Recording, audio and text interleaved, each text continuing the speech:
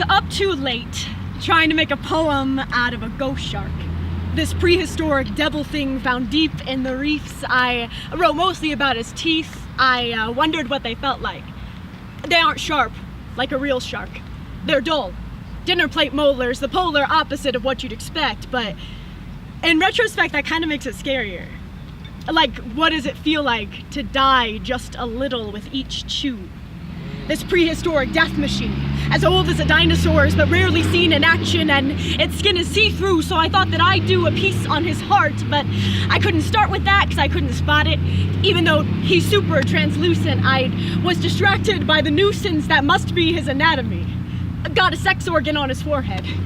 Or maybe it's his back. I can't keep track. It's a fucking fish, and I'm not a marine biologist, so I got sick of all this and went back to scrolling through the Twitter feed that leads me to all the curiosity, animosity, 2 a.m. fucking shark poems in the first place.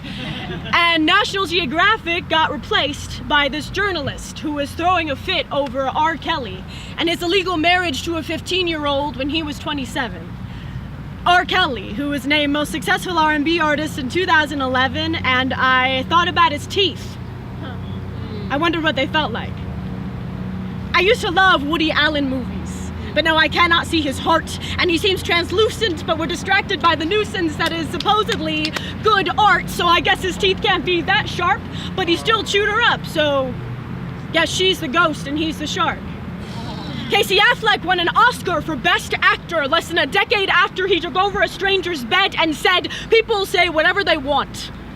Prehistoric dinner plates, lashing china in their wake. Did anybody ever tell him he's not supposed to eat the bones, that girl body is a home, that he doesn't live here, that his existence is purely Darwinian? Survival of the fittest is not survival of the finest. You are here because you are a mindless thing. A cartilage coward that only bleeds at night. When they asked you what you wanted to be at 30, did your childhood self say, a dirty thing? A boogeyman, but with a charismatic smile, an idol of all the hollow things, the six-pack plastic rings and other choking hazards? Did you say, I want to be a special kind of Grim Reaper? A sickle first and a person later. I want to grind my dull teeth on the earth so that it wears down uneven, gnarl up sidewalks, collect all the shiny things that fall in the cracks. Do you think I am a shiny thing that falls in the cracks?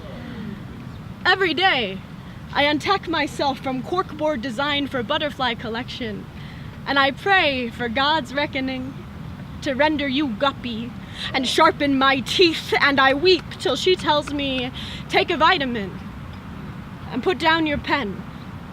For tomorrow, we will begin again until at 2 a.m. Your pen is not filled up with predators. And you do not have to thank your lover for not making the bedpost into a switch.